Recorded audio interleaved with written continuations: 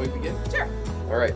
Well, welcome back, everybody, to Along the Road, where we talk about faith and life and how they intersect. I'm Pastor Josh here at First Congregational Church in Kingston. And this is Katie Johnson, and I'm the Children's Discipleship Director here at Kingston Congregational Church. And recently, we just finished a whole series on the phases of life, from birth all the way through retirement, end of life, and all the different facets of how we connect and with each other, with other generations.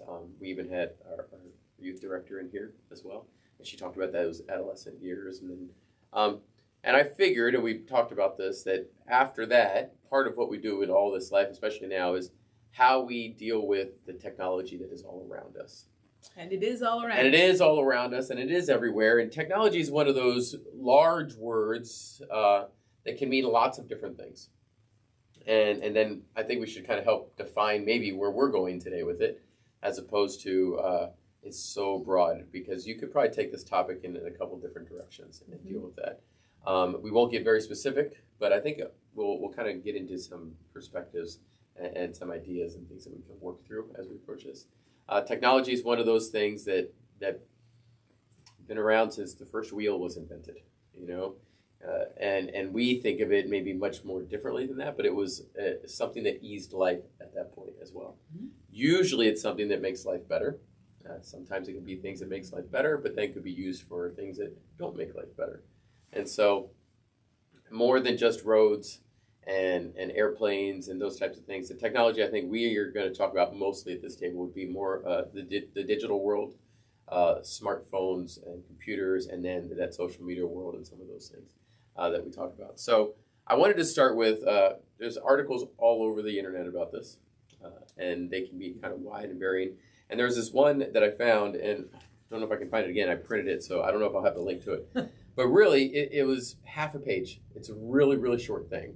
And I just pulled off something from it, and the guy actually mentions Ephesians chapter 5, verse 15. And I'm going to just read that real quick. It says, "Look carefully then how you walk, not as wise, not as unwise, but as wise, making the best use of the time, because the days are evil." And I think that is the foray that we kind of are going to walk into as we look at all of this. He mentioned some other things, but Ephesians chapter 5 and following, actually after chapter 3, the word walk in the Greek is peripateo, is basically you're walking in life, what you do. So this matter of walking, whether it be in the 1900s, in the 2000s, or now in the 2020s, it says to look carefully at it, to see what we're doing. It doesn't say that all technology is evil, but we should be careful about it and what it is. And it also says that we want to make the best use of our time. And I think we'll get into some of that a little bit later. At least one of the articles I have talk about that. And then evil is out there, so we want to process some of that. So I want us to keep that in mind as we move forward. I'm going to kind of walk through some of these, and we'll have some reaction. And I know you have some books here as well. I found one very interesting blog site, but mainly because I like the title of the blog, of their website. Yeah, I was like, Josh. There are a lot of articles out there. I was like, this one is funny because the website is beyondtshirts.net. Oh, there we go. And it has the idea of Christian t-shirts. People wear t-shirts or your bumper stickers, and you do this, but we want to live beyond that. So they say Christians and technologies, where do we draw the line? So it's this fair question. Where do we draw the line with technical gadgets? Where do we draw the line with social media, with our online world? Obviously, we are in an online world. We're doing a YouTube, blogging here. We do lots of things. And so they ask some of those questions. They talk about benefits, historical benefits of technology. I didn't remember this, but it says here in 1844, the first telegraph message was sent. That was a long time ago. Samuel Morse read, "What hath God wrought?" And that's what he read out on that. In the 1400s, you start seeing technology like the printing press coming out, which transformed the Reformation as it went through. Used for both good and bad, because people can propagate anything when it's printed as well. And so I want us to understand that there's both good and bad. And if you think of technology as a tool, tools can be used for good or bad. I mean, take the basic hammer. Yeah. It's really helpful when you're building a house. However, it can also be used inappropriately to create damage. Yes, and absolutely. Technology is the same way. Yeah, and I think so. So their aspect is about the church. So let's just look at the church itself. Our church uses technology. I think we're somewhere in the middle with technology. We're not all super flashy with all these things, but especially with COVID, technology helped us. Yes. You know, we were in the middle, ready to upgrade. We upgraded faster. But it helped us because we could reach out to people who couldn't be here in person. And for a while, nobody was here in person, but we were still able to minister. So there is that benefit of that distance that we have. The ability that we have to have different styles of music in our church because of technology. Words are up on a screen. And I know you talked a little bit about that as we were kind of gathering here about people see words on a screen, but people can't read music anymore. They don't Or see it they anymore. just listen to other people singing instead of doing the singing themselves. Right, so even in that, you have this inherent, like, some can and some can't, good and bad of that. Mm-hmm. We have, in our technology, or somebody out there did it, we bought it from them, the digital hymnal. So that we actually have, especially in our traditional service, before we brought the hymnals back into there, people could see the full hymn with all the notes on there, and certain generations and other people like to sing different parts, and they can do that. So technology has allowed us to do that, and especially during the middle of COVID time, to do that safely. Really opened up those doors. At the same time, I think there's always the danger of going too far.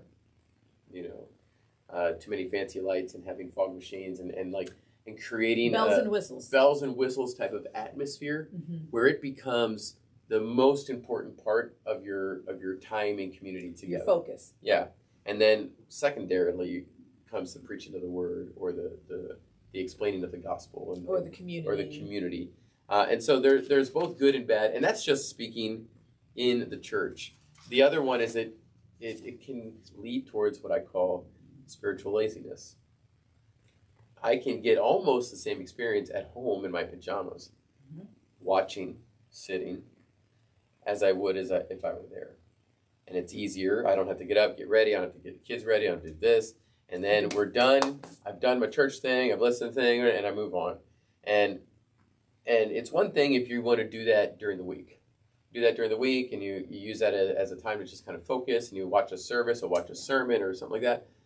But we are called to community, in-person type of community. For which there is no substitute. And there is no substitute for that. And I will tell you, over the last year, the amount of people that when they return, that they've been away because of COVID, and we still have some they're still away, and the first time they come back, I mean, some at multiple services, not just a generational thing, multiple generations, when the first time they come back, some of them are in tears, just because they're here with people. And they said, I've never missed a service, which you're allowed to miss services, but I've never missed a service. But I'm back. And there's like this sense of fulfillment in that because there's people there. Mm-hmm. There's a connection to go there. Mm-hmm. And so then I think the bigger question that we want to lean towards is all those good and bad in the church, what does that look like in a personal life? And it's different for each of us. Yes, it is. I mean, we've joked about even the way we grew up with technology, with the digital type of technology. You mentioned I didn't grow up with digital technology. You didn't grow up with it. You remember the days of computers that were programmed with those cards, those punch cards. And when I was in high school, you had to feed the punch cards into the computer. They'd never even dreamed of a laptop at that point. I did the transition from typing class to the little word processor class. Mm-hmm. Still typing, but you had that little strip of line and kind of before it prints it for you and stuff. So there's this growth of the digital side of things, which is really the biggest transformation we're talking about now. Has, in your view, personal view, has it helped society more or not? That's a good question. I think that it depends on the area. Okay. Certainly, I mean, I can remember in college when you had to type a paper and then you would go back and you would make your corrections and you had to retype the entire paper because it changes you can't just white out a word, or you can't just take your scissors and cut this paragraph and move it because it fits better there. So in the sense that word processing is a huge help and a huge time saver. Is Facebook and Instagram a time saver? Not so much. Not always. Not always. That's true. That's true. It's that the social media side kind of gives, to me, it gives a little bit of both. Mm-hmm. Actually, I think I have it here. Barna was actually had several surveys, but he's talking about the Barna surveys talking about the paradox in connection with the Gen Z, different generations, and technology. And they actually have these different graphs, like teens on the ease of devices, like how's it made things easier? Mm-hmm. I have access to a lot of information. It says 72% of them say yes, that's true. And it kind of goes down this list. What's interesting is getting below 50%, like 45% say it makes many daily activities more convenient, and only less than half say that, which is interesting. That is interesting. It adds a lot of joy to my life. Less than half say that. And what we're finding more and more is that it actually adds a lot of stress to your life. Mm-hmm. And this one actually talks about most kids today, a larger number, start receiving their first smartphones at ages 10 and 11. And then it begins, and you hear about some of the problems in high schools and junior highs where the social media drives a lot of fear of what people are saying about them, what's going on. And the little picking that we used to have in junior high was just face-to-face, is now can be anonymous, can be thrown out there. And 24/7. And 24/7. What they realize in the teen world, which is a world where there's a lot of impulsive actions, is the same thing that happens in the adult world, but I think it can be a little more harsh, is that because I don't have to tell you, you can find a lot more complaints, a lot more vitriol, a lot more hurtful things typed out that would be held back or thought through more clearly if they were face-to-face. So it causes this type of thing. But on the other hand, the question was the difficulty of these devices. And it says, I waste a lot of time. 55% of them said they waste a lot of time. Just, I put off or procrastinate, another 54%. So you kind of have this, I'm more distracted. So you have both. There's a both and here. There's some things where it does make, I have all this information. I'm wondering about this thing. I pull out my phone, I can Google right away. And it's right there at my fingertips. And so why do I need a teacher? So, there's another part. So I don't always need a teacher. As I tell my daughter, you have to learn what question to ask. That's right. That's why you need the teacher. That's why you need the teacher. So you learn what question to ask. So and I tell her is that you're being taught. So when you're getting all this information, you're actually learning how to sift through it. Mm-hmm. Because I have 4 little articles right here that I printed out. I have 15 on my computer that I looked at. I probably have 30 more that I didn't even look at. You just browsed. You just browse, click, and that's a learning. How do I do that? What is most important? Oh, and for some of them, really good information from 2000, from 2010. Yes. And most current of these are 2020 or newer, because Barna surveys, they take time to develop where they are. Yep. And I was realizing that, that's really good. And I look at the date, and it says 2010. I go, that's, believe it or not, too old for a conversation about technology. Yeah. It definitely is. And so they talk about this. It actually says digital versus in person. This is what I think. Teens prefer the latter. They prefer in person, but often choose the former. Which I think is very interesting. And I think so now, of course, that makes me want to say, why? Why? Why do they do that? Why? And I think it's that difficulty of in-person social interaction. And as a teen, you tend to feel awkward. Yeah. And not only as a teen, you'll start seeing young adults this way. Even some of the young parents are now this way. Here's some other parts on there's multiple surveys, but one of them said, which would you rather do? Text your friends or talk to your friends in person? So they would rather talk in person, 80%. Mm-hmm. but typically you text first. You know. Well, I was teasing one of my kids because he had ordered food online. Yeah. And I said, "Oh, so you didn't have to call them up and talk to them?" He said, "Absolutely." Absolutely. That's right. That's right. Talking to people can be so difficult. And all you're doing is asking for something. It's I mean, so it's true. not like you're asking for a favor Right. or an opinion or anything like that. You simply need to order 2 hamburgers and... But I can send in my order. I can type what I want. I can do this, and it's done. It's done, and I I never haven't dealt with talked to a person. soul. Sometimes you don't know what they're like on the phone, or their communication skills aren't as good as yours, and it's printed out. It's there. It's interesting. They said 80% would rather talk in person than text. But then there's a balance to these questions. The other one is, what would you actually do? Mm-hmm. It says 65% texted first.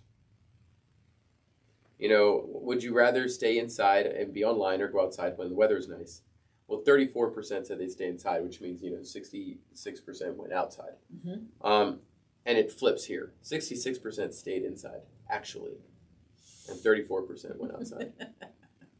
So there's this, coming back to the Ephesians things, that think carefully in how you walk. One of the mantras I've been saying at our house recently is, we don't have to rush through things, we don't have to do this, but we do things with purpose. Intentionally, every little thing. I have to say it to myself, because I tend to buzz through things and then I miss little things. Intentionally, it's nice. I'm going to go outside today and not just get caught up in this thing I'm doing here. So it's that type of intentional purpose. I'm going to think through this. And I just think it's very interesting. Same with, you can look at all these. Read a book, 32% would rather read a book, and 68% would rather spend time online. And that one actually still drops. Only 19% read the book. I think that's very interesting in what it collects of them to do. So the survey of that reminds me that technology it has its inherent dangers. That some of them are pretty subtle. Sitting, watching a podcast inside, when it's so nice outside, when you could be in God's creation, connecting with what He has out there. Half an hour can make a huge difference in the sunlight. And then you come inside if you want to watch a podcast or do something. So there is this intentional part that Ephesians talks to us about, that we are thinking carefully about how I walk. Because we only have a certain amount of time. Yeah. Everybody only has 24 hours in a day. Right. And a certain percentage of that needs to be spent in sleep. Yeah. And then there's eating and, just regular stuff. So then you've got this little sliver of time, and now what are you going to do with it? Yeah. Are you just going to drift, which is what happens when you get onto technology often. You go down the rabbit trail. Yeah. The click trail, up in this one, and this one, and this one. Yeah. Mm-hmm. Oh, just one more. Yeah. Yeah. Or even if it's games, mm-hmm. as opposed to, whatever. One more. Yeah. I have time for one more, and then because you're so into that then you forget, but I was going to do this and this and this. Right. And so this world, in our digital world going forward, I think there's some principles that we can definitely think about, but I think that verse in Ephesians kind of begins that. I have to intentionally lay out what I'm going to do. And just like my walk with the Lord, spending time in the Word, there has to be this intentional notion of what I'm doing. It doesn't mean I never get on social media. It doesn't mean I never, and if anyone looks at mine, I almost never post anyway, but that's an intentional part on me. Mm-hmm. I'm choosing to say, okay, I do enough here with what we do in our services. We do this blog, I do this. There's a lot of social media that I'm interacting with that is not my personal side. I don't need to add that into my day as it is, because it can run on these trails, and got to keep up with that. But there has to be this intentional purpose of my life walk. How much time do I spend there versus how much time do I spend with real people? So how do you make those decisions? That's a very good question. Part of it is asking, is it helpful? Mm-hmm. Is it necessary? Is it good?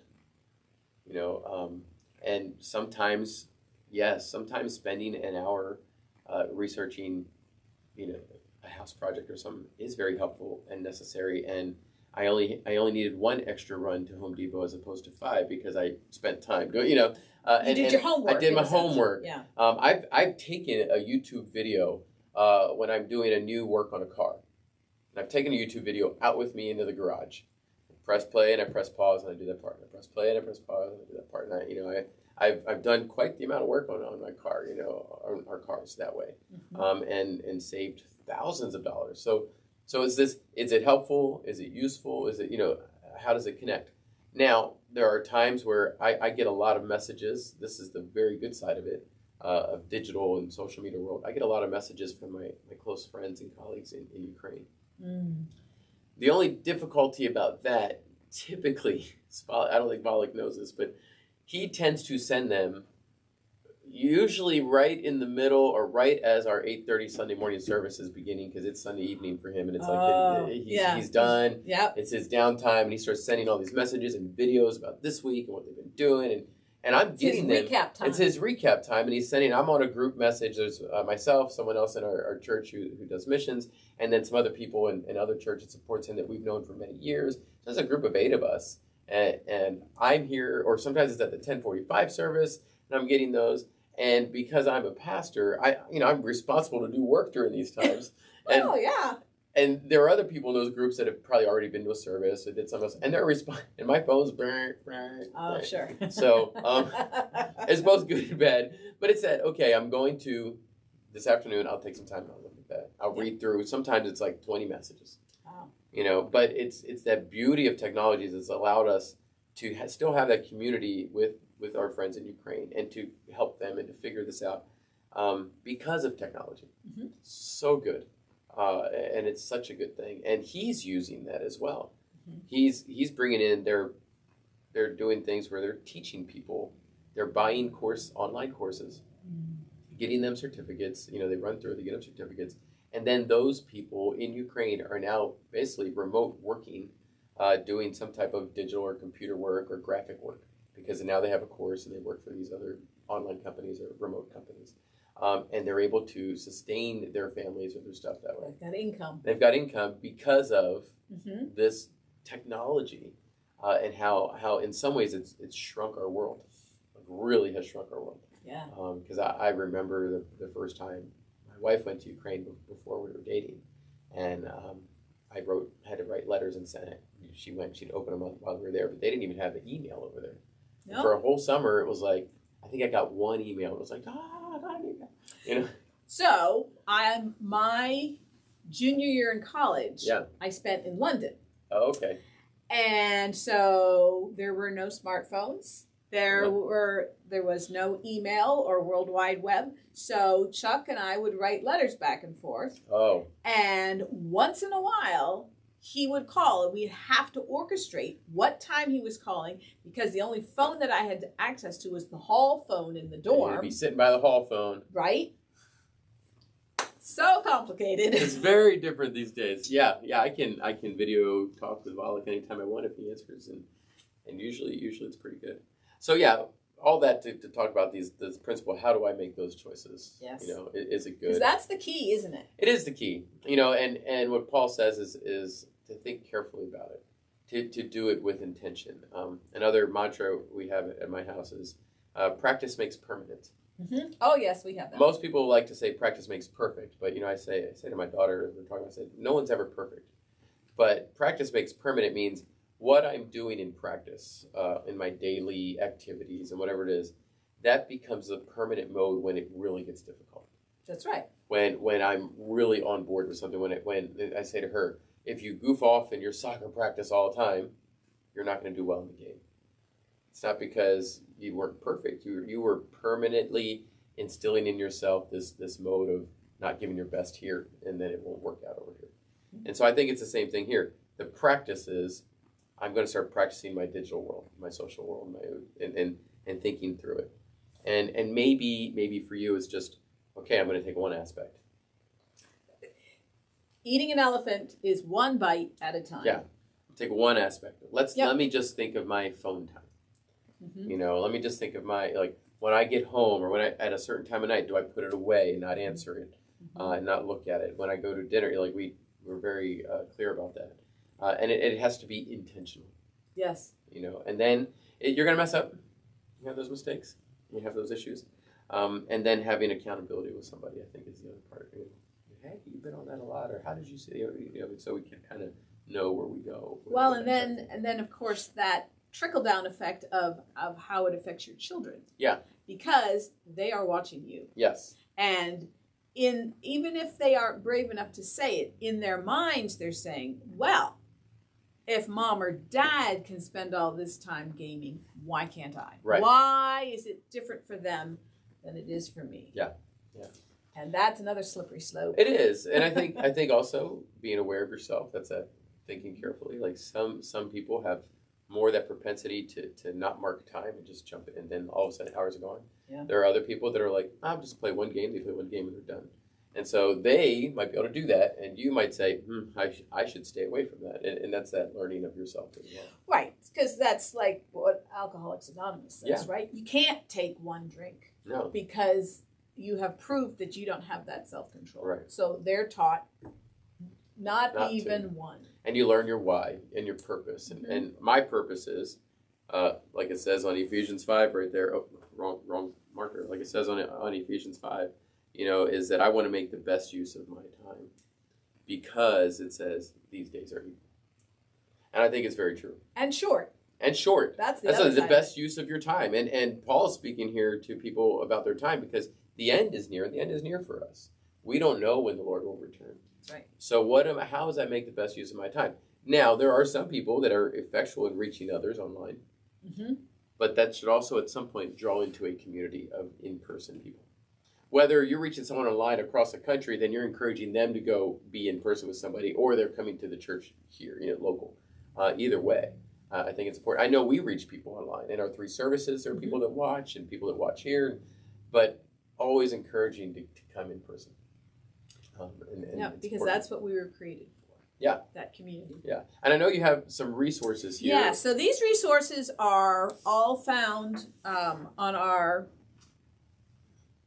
kids and youth kiosk down in the fellowship. I think you guys call it the Parent Resource Center or something like that. Right. Something like that.